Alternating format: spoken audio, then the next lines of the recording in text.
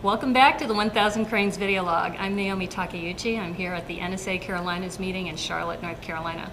I'm here with Todd Hunt, who is visiting us from Chicago, Illinois. Welcome to the program. Thank you. And Todd is known as a recovering anal retentive professional. That's correct, RARP. That's right. And some of the things that he was talking about today are bleeps and blunders that may happen in communication, or communication bleeps and blunders. What are some of the things that you would suggest that our viewers might want to look out for? Well, I think one of the biggest blunders in business is we're not aware of where our listener is coming from.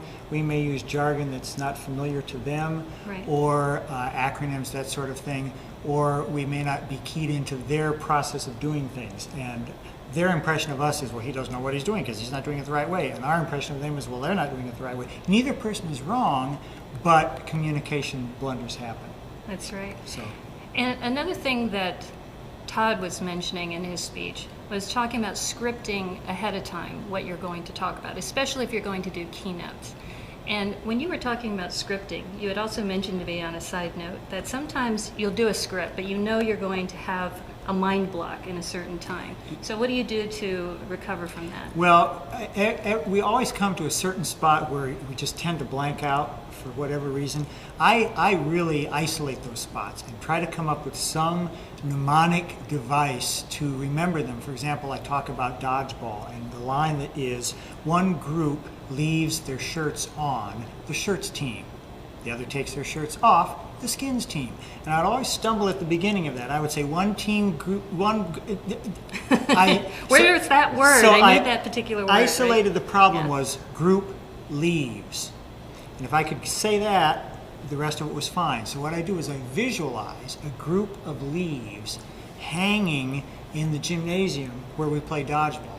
So when I start the dodgeball story, I say one group, divide the kids into two teams. One group leaves their shirts on, the shirts team. The other takes their shirt, and then the rest of it is no problem. So it's isolate those spots that you always mess up, because you always do.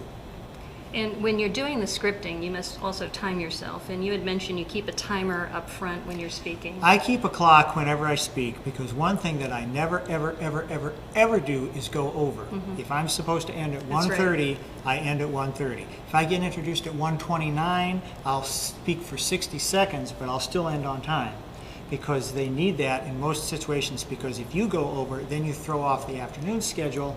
And the most important thing for this, if you ask the client in advance, if you get started late, I always say, do you want me to end at 1:30?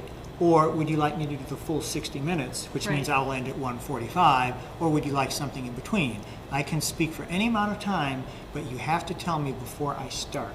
Right, exactly. You need to know so you can buffer that time. Mm-hmm. And in your speech, you were also talking about another speaker who talked about the 5 points. Your yes, opening, the closing, and the 3 points. This is in Dottie Walters' book, the late Dottie Walters, Speak and Grow Rich. And she said, this is your keynote. Hold up your hand in front of you. Your opening is your thumb, mm-hmm, your closing is your little finger, and you have 1, 2, 3 points in the middle.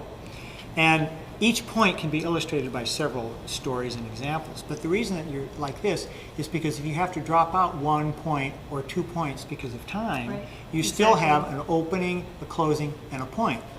And it doesn't seem like it's short. Now, I've even had an occasion where I've had to drop out all 3 points, do just the opening and the closing, because my 45-minute keynote ended up being only 13 minutes. Wow. So I did the opening, the closing, and nobody complained. It was too short. So once again, thank you so much for sharing your pearls of wisdom. For those of you who were not able to come to the NSA Carolinas meeting, make sure you get to go to Speakerpalooza, or for those of you who are old school, the NSA Winter Workshop. And you're going to be there, right? I will be there in February of 2008. Mm-hmm. I'm going to do a program called But I'm Not a Comedian, adding humor without parodies, pauses, or P sounds. And it's going to be for speakers who want to add some fun to their meetings, but not necessarily jokes, because it's not how to do a comedy act per se, right, but how to use everyday humor. So. Well, that's great. Well, thank you so Thanks much very for being much, on the program. and I appreciate it. Thank you. We'll see you again soon.